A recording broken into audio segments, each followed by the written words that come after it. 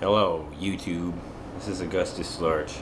I listen to radio quite a bit, and I've noticed through the codex and keeping an ear open, and according to the keywords and buzzwords people use, there's a lot of lip service and advocation being done for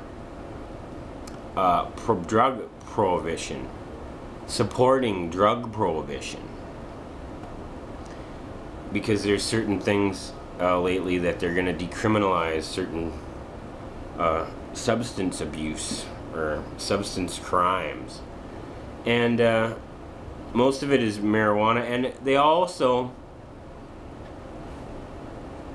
always, you got to regard their source. When the journalists speak about this, they're directed from a central office somewhere that's well established, if you get the buzzwords, somewhere that dictates to them what to report on and what sources they should get. They always get somebody who's in law enforcement. And drug prohibition is really a make-work program for them, isn't it? They've turned jails and prisons into an industry, law enforcement into an industry. Let me tell you something. There's no value-added wealth that comes out of that. It's all cost. It's all on the taxpayer.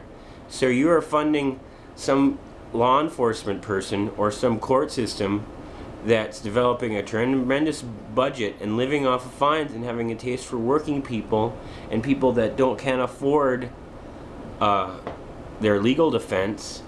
And you stack the jails and prisons full of nonviolent offenders, usually on drug charges. And the only people they have to speak in support of prohibition are people that directly benefit from the prohibition. And they do. I've known this for years, that when drugs, they live on the drug wars. That's their bread and butter. They've been appropriated and legislated out of being law enforcement individuals into being tax collectors that slice our revenue forcefully with a gun. They collect taxes from you with a gun and with their court system and with the threat of bars in front of you, locked. You know, that's the way our country's going. We're just feeding off one another. The government's feeding off the people, and the people are feeding off the government, and it's really sad. And the only reason why marijuana was made illegal, and all drugs after that, is because William Randolph Hearst wanted to help out his buddy DuPont and his own forestry and holdings to develop cellulose paper. Before that, paper was made from the byproducts of fiber hemp production.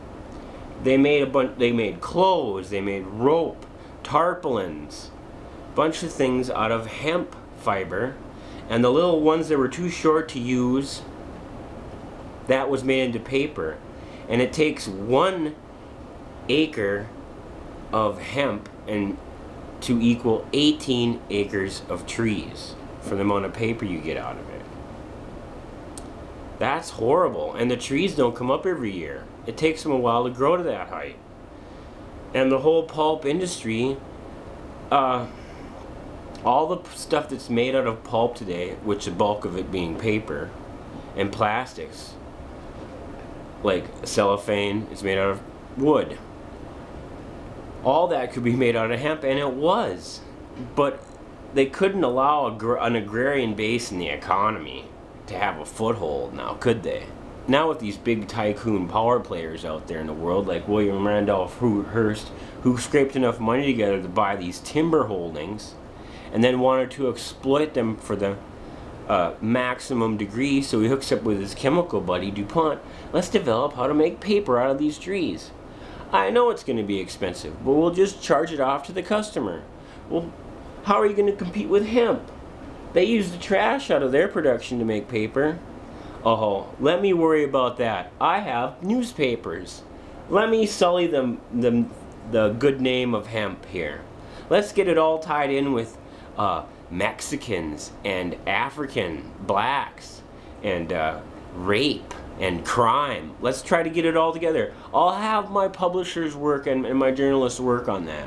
I'll direct them to have either they do it at this, or they don't get their perks and they might not have a job either. You know, because I'm a powerful newspaper man, William Randolph Hearst, and I got newsreels, and I make movies, and I got radio time. Yeah. Let me get this hemp thing prohibited, and then we'll be in a good position to rake in the dough. And these farmers that think they can be better than us by working hard and waking up in the morning and doing a lot of work, they're not going to get rewarded for any of that. You know why? Because I got these timber holdings and my buddy with chemicals, and we're going to just dose you with chemicals, and then we're going to force you to buy a product that costs more than it should. And then we're going to select a portion of the population and demonize them to support our cause. Because that's what we do. So all these people with prohibition out there, with drug prohibition, yeah, you like your big budget, you like your fancy new vehicles, you like all the weaponry that you can legally carry and discharge at your own capricious discretion. But maybe that should all come to an end. Why not an agrarian economy?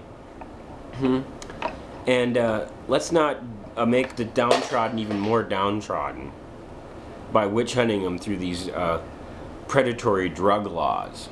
Prohibition just helps a few gangsters and law enforcement, which are pretty much gangsters in themselves now, aren't they? So you can consider my points and leave something in the comments section. Thanks for watching YouTube. This is AugustusLarch.